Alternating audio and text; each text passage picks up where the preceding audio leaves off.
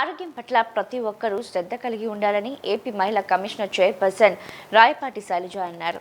కీళ్లవాతం పట్ల ప్రజలకు అవగాహన కల్పించేందుకు Indian rheumatology association round table India ladies circle ఆధ్వర్యంలో భారీ వాగ్దాన్ కార్యక్రమం నిర్వహించడం అభినందనీయమన్నారు. నగరంలో అత్యాధునిక వైద్య సేవలు అందుబాటులో ఉన్నాయని, అవగాహనతో ఇటువంటి వ్యాధులను జయించవచ్చని ఆమె స్పష్టం చేశారు. నగరంలోని బిఆర్టీఎస్ రోడ్డు నుండి సత్యనారాయణపురం ఫుడ్ జంక్షన్ వరకు ఇండియన్ రుమటాలజీ అసోసియేషన్ ఆధ్వర్యంలో కీళ్లవాతం పట్ల ప్రజలకు అవగాహన కల్పించేందుకు భారీ వాగ్దాన్ నిర్వహించారు. ఈ కార్యక్రమంలో మహిళా commission chairperson doctor Rayapati Sailaja, వైద్యురాలు డాక్టర్ కావ్య, ఇతర రుమటాలజీ నిపుణులతో కలిసి పాల్గొన్నారు.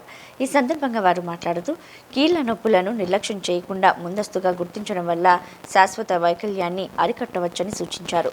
ముఖ్యంగా మహిళలు ఈ సమస్య బారిన పడే అవకాశం ఎక్కువగా ఉందని, కేవలం పెయిన్ కిల్లర్స్తో కాలక్షేపం చేయకుండా సరైన రుమటాలజిస్ట్ పర్యవేక్షణలో చికిత్స తీసుకోవాలని వారు కోరారు.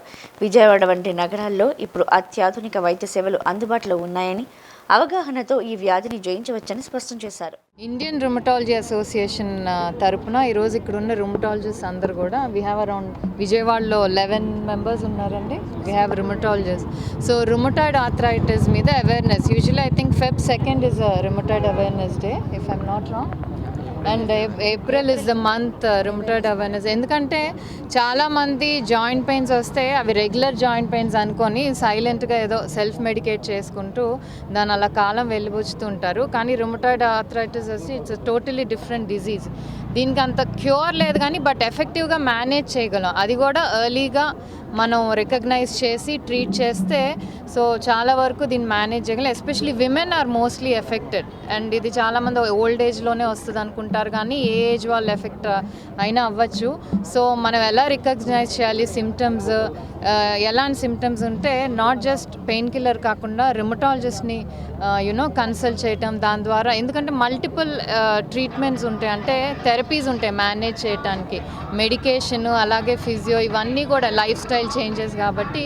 సో ఆ అవేర్నెస్ క్రియేట్ చేయడానికి ఈరోజు వాకథాన్ అనేది రుమటాలజీ అసోసియేషన్ ఆర్గనైజ్ చేసింది. సో దాంట్లో నేను భాగస్వాములై, బికాజ్ విమెన్ ఎక్కువగా ఎఫెక్ట్ అవుతుంటారు కాబట్టి ఒక అవేర్నెస్ క్రియేట్ చేయడానికి. ఒకప్పుడు రుమటాలజిస్ట్ మనకి చాలా రేర్గా ఉండేవాళ్ళు. ఐ థింక్ ఆంధ్రాలో యూజువలీ సిటీస్ మెట్రోస్కి వెళ్ళి ఒకళ్ళో ఇద్దరు ఉండాలి. కానీ ఈరోజు మనకి అందుబాటులో ఎంతోమంది ఉన్నారు కాబట్టి ప్రజలు మనకి ఏ ఇబ్బంది వచ్చినా కూడా అది joint pain, simple joint pain అనుకోకుండా కన్సల్ట్ చేసి ఎర్లీగా ట్రీట్మెంట్ తీసుకోవాలని recommend. Working at Anvita hospitals Vijayawada.